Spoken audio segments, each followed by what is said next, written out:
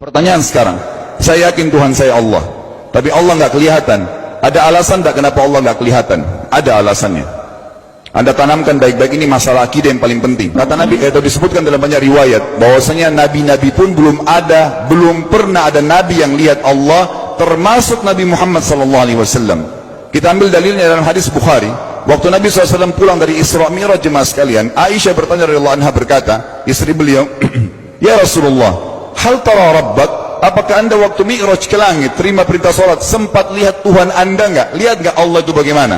Apa jawaban Nabi SAW? Nurun ala nur anna arah. Allah itu cahaya, di atas cahaya, terang sekali, bagaimana saya bisa melihatnya? Artinya Nabi SAW mengatakan, saya sendiri belum pernah lihat bagaimana itu Allah. Contoh sebelumnya Nabi Musa alaihissalam. Nabi Musa waktu menerima wahyu Taurat, itu selama 40 hari turun Taurat lengkap. Al-Quran 23 tahun baru lengkap. Kalau Taurat 40 hari nunggu di gunung Tursina. Tursina sebuah wilayah di Mesir sekarang. Itu banyak gunung-gunung batu, ada satu gunung batu yang tinggi, Nabi Musa nunggu di situ. Setiap hari Jibril datang turunin surah, turunin ayat gitu. Setelah berlalu 37 hari dari 40 hari menunggu Taurat turun, Nabi Musa alaihissalam tiba-tiba bertanya kepada Allah, mengatakan begini dalam Al-Quran, A'udzu billahi rajim, Rabbi arini anzur ilaik. Wahai Tuhanku, izinkan aku melihatmu. Aku beriman kau ada ya Allah, tapi aku ingin lihat kau bagaimana. Allah menjawab, tidak mau mengecewakan Nabi Musa. Sebagai manusia Allah mengatakan, lan tarani. Perlu anda tahu dalam bahasa Arab jemaah sekalian ada 3 kosakata la, tidak yang berarti tidak. Ada la biasa artinya tidak, ada lam dengan mim, lam artinya tidak pernah, ada lam dengan nun, lan artinya tidak akan pernah. Allah mengatakan apa? Lan tarani, kau tidak akan mampu melihatku wahai Musa. Tapi Allah nggak mau kecewain Musa. Ternyata Musa selama 37 hari jemaah sekalian kagum-kagum melihat gunung-gunung batu di situ.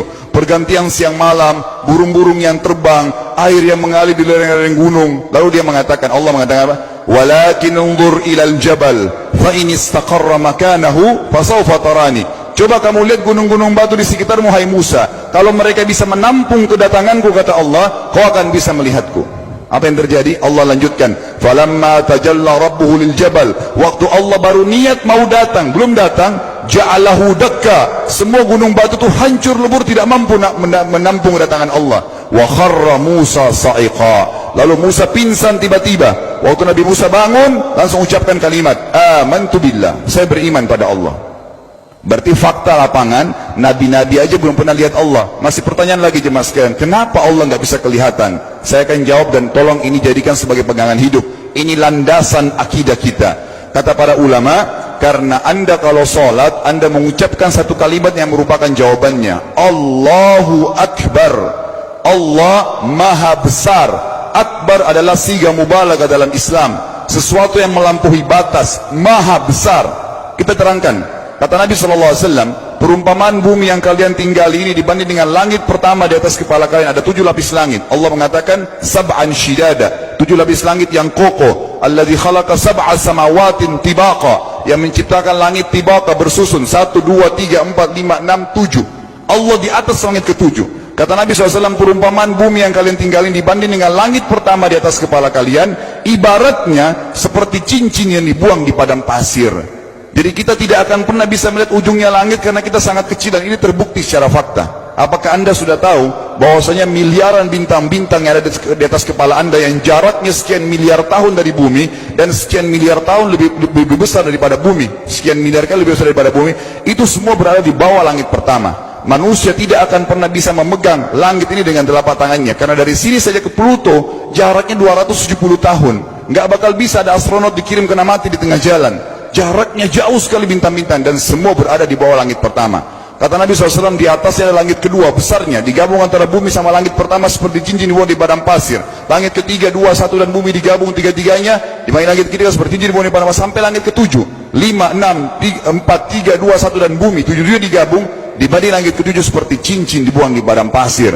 Dan langit yang luas ini jemaah sekalian dipenuhi dengan makhluk Allah yang lain namanya malaikat. Dalam hadis Bukhari kata Nabi SAW, waktu saya sedang dimi'rajkan ke langit, tidak ada 4 jari pun ukuran di langit yang luas itu, kecuali saya temukan malaikat yang sedang ruku atau sujud, penuh dengan jumlah mereka. Anda tahu malaikat itu ada namanya nama kelompok, seperti Raqib, itu kelompok. Di bawah Raqib banyak miliaran malaikat, di bawah Atid miliaran malaikat. Sama dengan Munkar Nakir, ada memang nama kelompok. Makanya kalau manusia 5 miliar, rakib atidnya 10 miliar. Rakib atidnya 10 miliar. Lalu kata Nabi SAW, di atas langit ketujuh ada Sidratil Muntaha. Besarnya digabung antara 7 lapis langit dan bumi, 8 hanya seperti cincin di bawah di padang pasir. Di atas Sidratil Muntaha ada sebuah lautan yang Allah ciptakan. Lautan itu besarnya digabung antara Sidratil Muntaha, 7 lapis langit dan bumi, 8, 9-9-nya seperti cincin dibuang di padang pasir. Makanya kalau anda baca Quran, anda baca ayat wa kana arsyu alal ma, singgasana Allah di atas air. Ini maknanya, air adalah ada lautan. Lalu kata Nabi SAW, arsy-nya Allah di atas lautan itu singgasananya Allah. Besarnya digabung antara lautan, Sidratul Muntaha, 7 lapis langit dan bumi, 10-10-nya hanya seperti cincin dibuang di padang pasir. Anda sudah hafal ayat kursi? Apa artinya? Ayat tanda-tanda kebesaran Allah. Kursi itu artinya bukan tempat duduk, tapi tempat pijakan kaki raja di singgasana. Kalau raja inginnya singgasananya di pijakan kaki, itu namanya kursi. Kita baca apa? Wasi'a kursiyuhu as-samawati wal ard. Pijakan kakinya Allah saja sudah menutupi seluruh langit dan bumi ini. Jadi kita mustahil bisa melihat Allah karena besarnya Allah Azza wa Jal. Tinggal kita tutup jemaah sekalian. Kira-kira, lalu bagaimana saya berhubungan dengan Allah? Jawabannya sederhana. Anda lingkari namanya Allah, ini Tuhan kita. Yang menyembah selain Allah kafir, yang mempartisipasikan Allah dengan makhluknya, masih sembah berhala, kuburan, jimat, namanya syirik. Dua-dua nggak boleh. Untuk berhubungan dengan Allah yang tidak kelihatan dengan mata kita ini, tapi kita bisa rasakan keberadaannya, cuman satu cara. Di bawahnya lingkarin ibadah, sholat, puasa, zakat, haji, takziah, ziarah kubur. Semua ini adalah rangkaian ibadah untuk berhubungan dengan Allah. Semua ibadah ini jemaah sekalian harus seperti yang Allah mau, bukan yang anda mau. Ini penting. Karena kalau tidak seperti yang Allah mau, Allah tidak terima. Bagaimana caranya supaya bisa seperti yang Allah mau? Ikuti buku pedomannya. Ada Al-Quran, ada Sunnah.